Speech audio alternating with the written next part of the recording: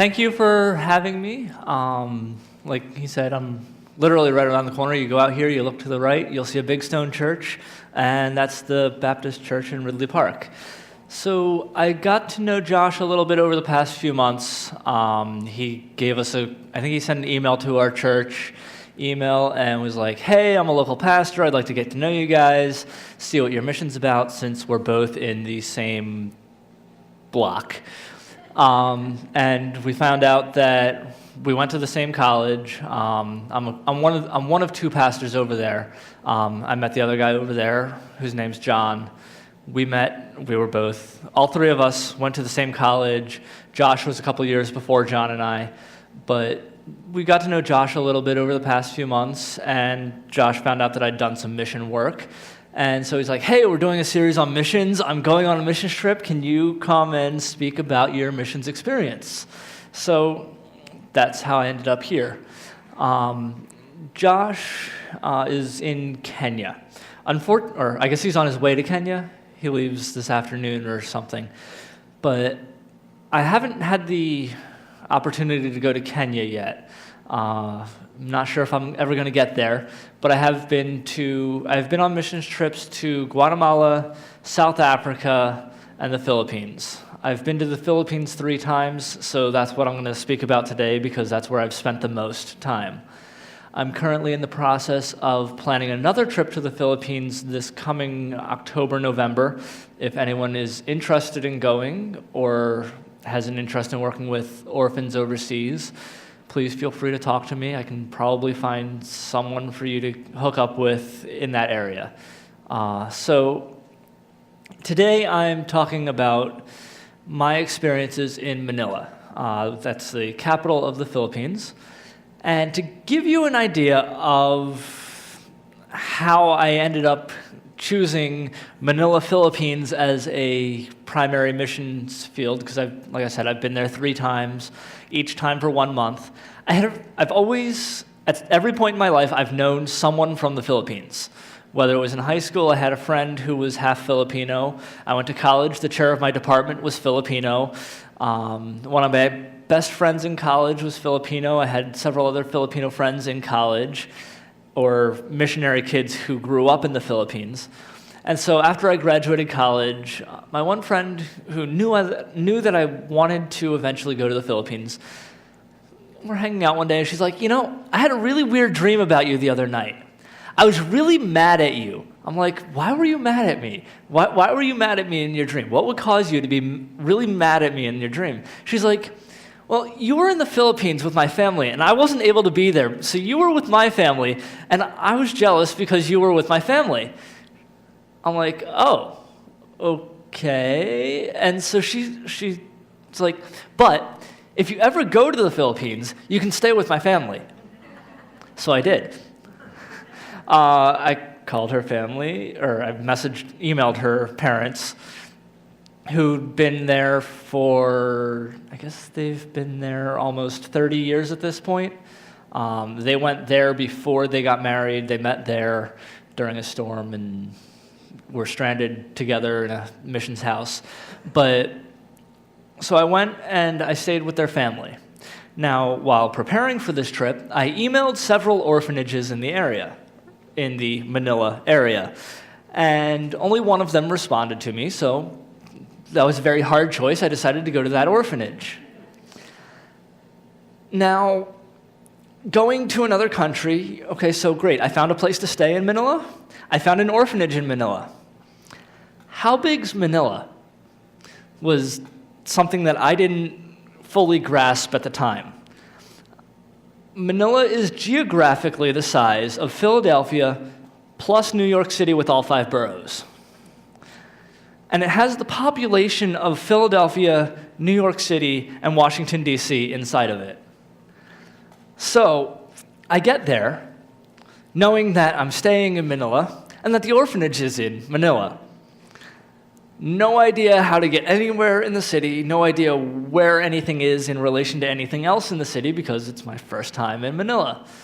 And so I get a ride with the family that I'm staying with from the airport, and they don't actually live in Manila. They live outside of Manila, but kind of nearby. So the next morning I had to figure out, okay, where is this orphanage and how do I get there? So one of the lady that runs the orphanage, or someone who volunteers at the orphanage gave me a ride. And they're like, oh, well, you're actually not that far away. It's only a 10-minute walk.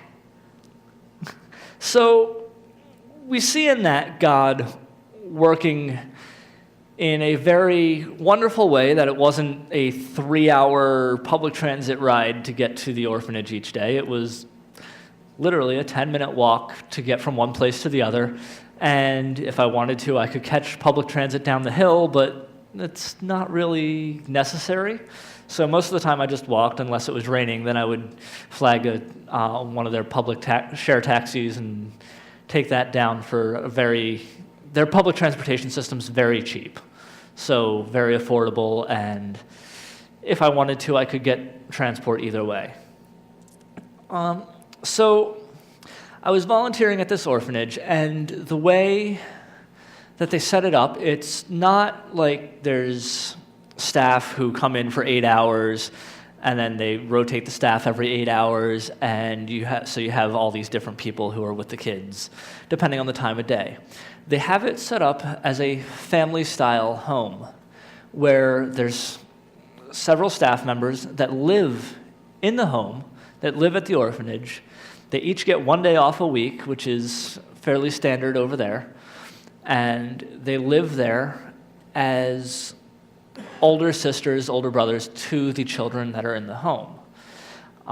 In fact, in the Philippines, if you kind of know somebody and they are at all older than you, even if it's just like 1 day, you'll refer to them as older brother or older sister. The words for that older brother would be kuya, and older sister would be ate. So to the kids at the orphanage, I'm Kuya Walter, because even if I'm slightly older, I am Kuya Walter. And even among the staff, whoever's younger than the others will refer to the others as like Ate Gemma or Kuya Walter if they're younger. But if they're older, I would refer to them as Ate or Kuya. And it makes everything more of a family feeling.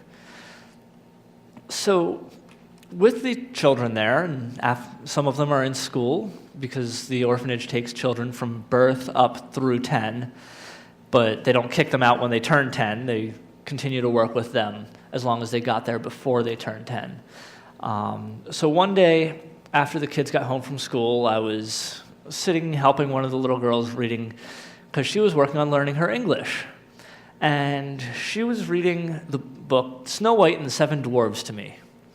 And we get to the part where it's describing Snow White, and it describes her hair being as black as coal.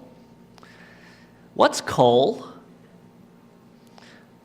How do you explain coal to someone who grew up in the tropics, where they put on a sweatshirt if it gets below 80? It's something we burn to keep our houses warm when it gets cold out. Wait, you put a fire in your house? Okay, yeah, it took a little bit of explaining. So then we get a little further on in Snow White and the Seven Dwarves, and Snow White's evil stepmother treated her like a servant. And the girl turns to me again and says, "What is servant?" Now, to us, that's a fairly simple concept. But knowing this child's history, I had her go ask someone who could explain it to her in the language which she grew up with, Tagalog, because I didn't want to misspeak and cause more pain for her. Because when she was 7, she was sold as a house slave. So she is turning to me asking, "What is servant?" because it's a word she doesn't know. But it's a concept that she understands better than most. She had spent 3 years as a slave in a house doing whatever anyone told her to do and not receiving any kind of pay, But luckily, she was rescued from that and is now able to reside in the orphanage. And it is moments like these that make mission trips more impactful on the person serving. Because you're there to help them. You're not there to learn about God. You're not there to do whatever. You're there to teach them about God. But if your heart is open, you'll find out that you learn a lot. And I would encourage all of you to, at some point, take the opportunity to go to the mission field. The scripture verse this morning, learn to do right, seek justice, defend the oppressed, take up the cause of the fatherless, and plead the case of the widow. These that I am talking about from this orphanage are often fatherless. Many of them have been oppressed. Several have been sold, whether as house slaves or as another form of trafficking, which is even less pleasant. We are commanded to take up their cause, to defend them. But defending them often starts with noticing them. So also while I was there, I got to participate in some street ministry. Now, the street ministry there consisted of going out to a street near one of the malls there and working with some of the kids that were on the street, just, having fun, playing games. We would eventually give them a bowl of porridge, and we had clean water for them. Now, that might not seem like much, but these children are passed by on a daily basis. They sleep on piles of rags under a stairway just to keep the rain off when it rains. They rarely know when they wake up if they will eat that day. Money, which they beg for, enough money to buy food for the day, is also enough money to buy some glue, which if you sniff it will cause you not to be hungry. And so you'll get high off the glue and you won't be hungry. So the money that it costs to buy food for one day will buy enough glue to stave off hunger for a month. So would you rather be full for a day or not be hungry for a month?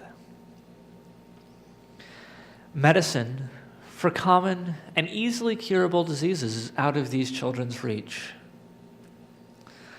But in the midst of their great poverty, which we're there to help alleviate because we're the good missionaries and we're helping to alleviate some of this. We're bringing some medicine for whatever, bringing some vitamins, bringing some food, bringing some water, and spending some time with them.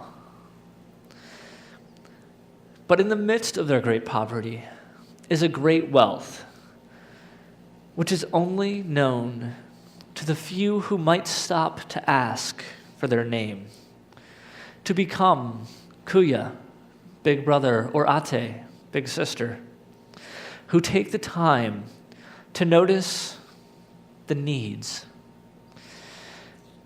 to put aside the American fears of dirt and disease, to provide a loving touch, to pick up the child without the revulsion,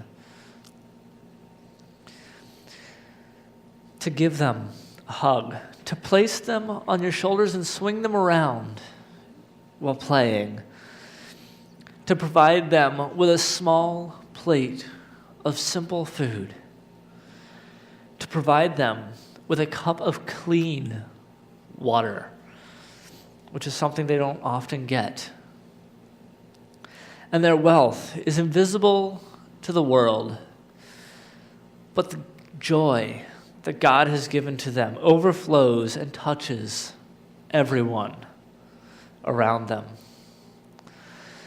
So I thank God for giving me the ability to see the invisible around me, to see those in need, and for giving me the opportunity to touch their lives, and for allowing them to touch me in return. So I would encourage any of you here who have not had the opportunity to be with those in need to take that opportunity.